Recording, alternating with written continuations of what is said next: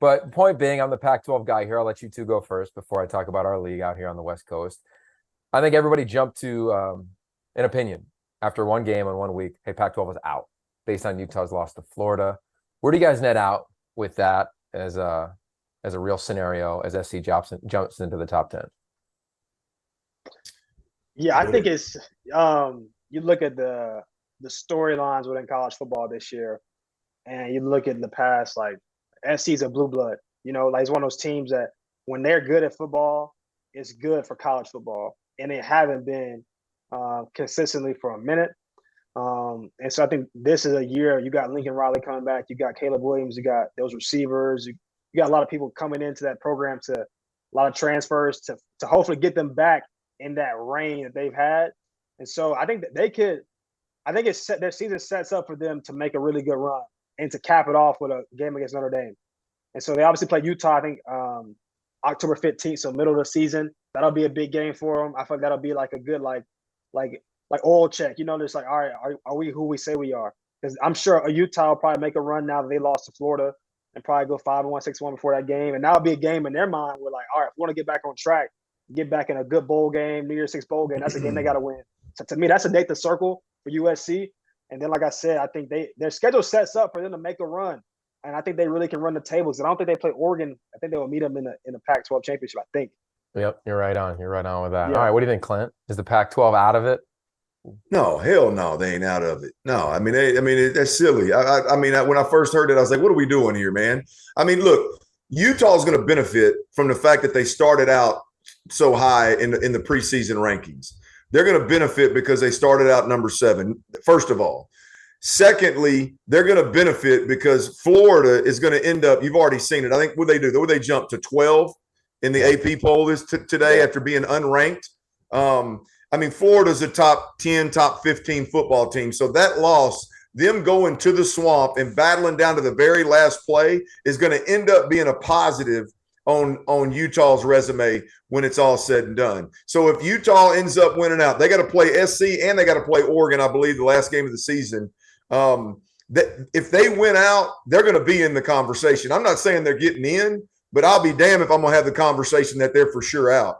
And I think USC, I think they run the table. I've got them in my college football playoff, my Final Four. So I think the Pac-12. Now Oregon, they are cooked.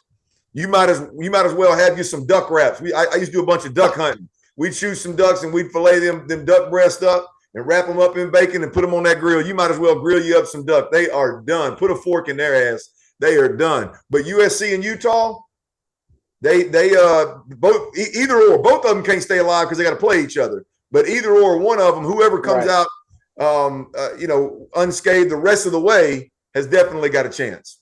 Okay, yeah, so, and I'm about to say on that, I think the toughest part is just the narratives. Like even with ACC, I'm from a conference who wants to change the narratives on college football. When you play an SEC opponent, we want to win those games because of the rhetoric that ACC football isn't up to par. And so to me, it really hurts Pac-12's case when you get stomped, like beat, like you stole something. Not even like it wasn't even competitive. I mean, it was like that was a marquee game that people circle on the calendar for week one, true week one, with Oregon and UGA in Atlanta. Let's see what happens. Let's see if they can hold their own. And they get smacked, like not even close. And so that just, to me, it really hurts their like perception going to the rest of the season, because like that's gonna always be a game people go back to, or like why'd they lose that badly to that team. And then you look at Utah, they go down to Florida, which is like obviously another SEC opponent, lose that game. So the Pac-12 to me, just like going 0-2 in the SEC already, that's always going to be the rhetoric to get them into where the playoff system is now, to that top 4 is like, can they play with the rest of the big dogs? And you look at like those, it's going to be interesting. And like I said, to me, that would have helped everyone's case. I feel like they kind of have some synergy there. If they all do well, it helps everybody kind of rise up. But for both teams to go lose in week 1 or 2 SEC teams and rank games, it's just not a good look. Yeah. All right. I got a couple of thoughts on this. I called SC's opener. I'm going to Oregon. I got their game this weekend. And I think let's just talk with the blue blood dialogue. I think as college football, as we said on the top of the show, so much changes, right? There's so many changes that we've embraced, whether it's NIL, transfer portal, realignment, et cetera, et cetera, et cetera. But we never really embraced even the concept of like, what if blue bloods changed? Right? Like We all want Facts. Texas to be good. They haven't won in a long time. I'm an SC guy. Like, we want them to be great. They haven't won in a long time. Like, I just think we have these like arguments about these blue bloods all the time. And like, we don't look at like the last decade. Like, let's just say Utah. They got the most offensive and defensive linemen drafted on the West Coast. Like, the NFL is loaded with dudes from Utah. Yeah. So I just think it's interesting in that regard. That's why I think that loss had an impact, as you said, on the narrative. And I feel that on the ACC as well. Like, if it wasn't for Clemson, the ACC would feel at times like the Pac-12 does. From the Right. big picture, lazy, no offense, Clint, but the Southern narrative is just like, what was this box score? Like nobody's watching the games. And I look at it and I'm like, well, every year, like the third most players go to the league from the Pac-12 after the SEC and Big Ten, who have two more teams. So it's not like there's bad play or bad players, but I think that sometimes becomes the narrative because of those games. Second point on that, just studying the Oregon game in advance of Saturday, is I remember being at the CFP with Bama and Washington, and UW had a score, if you remember, in the right end zone that threw a touchdown pass to Dante Pettis. When I looked at this game and it was 14-0 and Oregon's moving the ball, it was like that moment, that drive to breathe some life into the sidelines, kind of like, oh yeah, we can do this.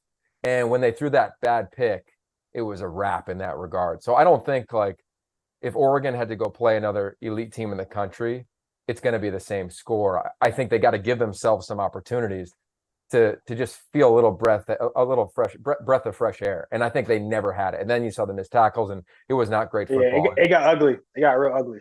Yeah, it got real ugly. And I'm looking forward to being there. And Yogi, the only way you change that narrative is you show up and play, and they just flat shit the bed, man. I understand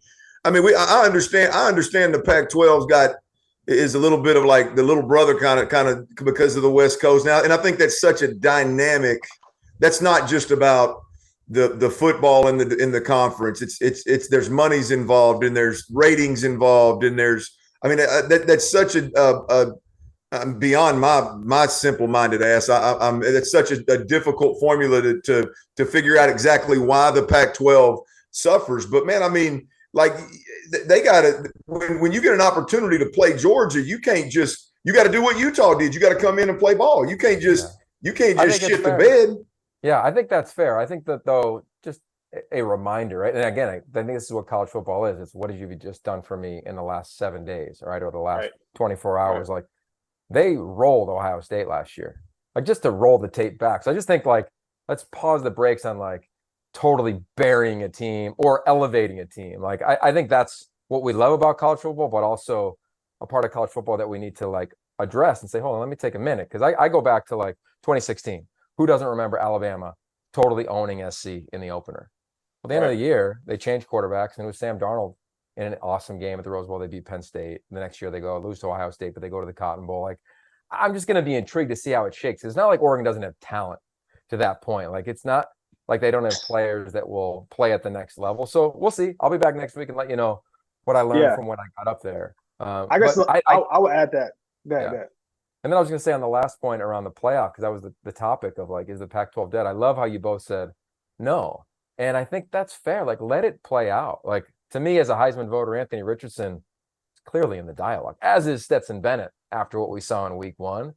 And I'm excited to watch Cam Rising and this Utah defense, which had a freshman Mike linebacker. Like, I'm excited to see what they do at the end. And in the Pac-12, I don't know if you guys are aware, but there's no longer a North or South. It's the top two conferences winning percentages. So SC and Utah can play each other. Oregon and Utah could play each other. Like, there could be a lot of really fun matchups that I think position them well for a playoff argument once they get into late November, early December. I will say, like, I agree with your point. And I think the benefit to going to a 12-team playoff in the years to come is you're able to overcome perception.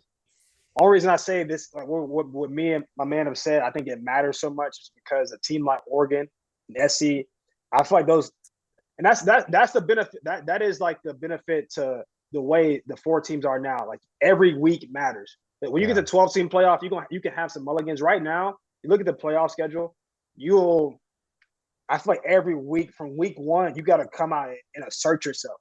Like, we are here to play. And maybe there's some teams like Clemson. I don't feel like Clemson is going to take some time to develop throughout the season. They got the quarterback situation they got going on. They're going to figure that out. But Bama, you just, it's like plug and play. You got a Heisman quarterback coming back. All right, he's going to ball. Georgia, you just won a national championship with this guy, or y'all clicking on all cylinders. So it's just different. I don't like you said. I think it's a very developmental season. I will say, sadly, still it is based on perception. You're building your storyline through the entire year. Now in the future, it'll be different because there'll be a lot more grace for moments like this.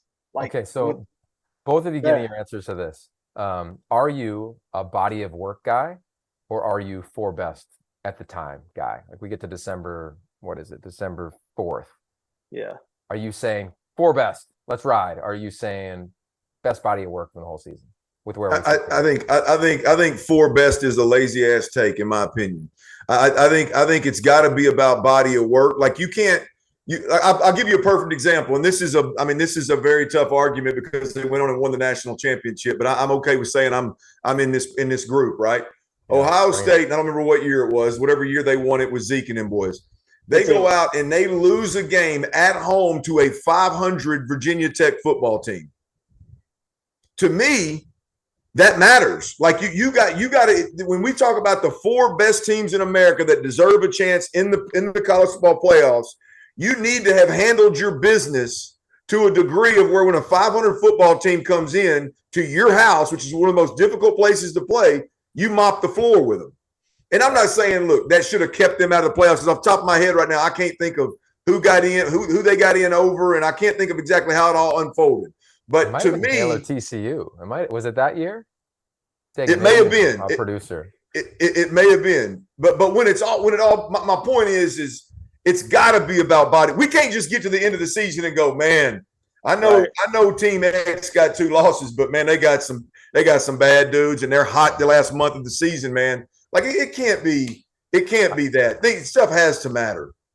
For sure. And I will say, I agree with that body of work, because typically you look at like really good teams, you should be in theory playing your best ball towards the end. And that's how a lot of times it plays out. A lot of teams, it's obvious, like these are the 4 best teams, and you might have a third in there based on like if somebody lost a conference game, lost in their conference title game, you gotta make a decision there. But for the most part, it's very obvious, like these teams are playing their best ball in December, which is how it should be. You should have built and learned and developed and made corrections through the entire season to where in December, when it's championship time, you're playing your best ball. And so I think it's tough to. That's why I say, like, this 4 teams, the benefit is it does every week counts. I think the downside is that every week counts, and it's hard to overcome a narrative. Now with 12 teams, I feel like there'll be a lot more grace, and you'll see a lot of teams that they may start slow, end up hot, or teams that started hot end up slow and still have a chance to rebound. But right now, you got to be hot. You got to week in and week out. You got to go play, show up and play, and until that changes, that's just the way it is. Yeah, well, thank God it's going to change soon. Hopefully sooner than later. Because if I was an AD, I just schedule easy money, get me to 8-0 in the dialogue, and let's just see what. I mean, why not? What's going on, guys? Rob Doster here, the founder of the Field of 68 and the Field of 12 Media Networks. I wanted to take a quick minute to let you guys know about an exciting new project that we have been working on for the last 3 months. The Almanac, an all-encompassing preview of the 2022-23 college basketball season. We spoke with every single Division I head coach to give you a robust and accurate preview for all 363 Division I college basketball teams. We have predictions for conference finishes for all 32 leagues. We have features on the best freshmen, the best big men, the breakout stars, the coaches on the hot seat, so much more. It is 600,000 words of sheer happiness for the college basketball fan in your life. The Almanac is going to be available for digital purchase on September 26th for just $19.99, but you can pre-order it today using the promo code HOOPS and save 20%. Just hit the link in the description below.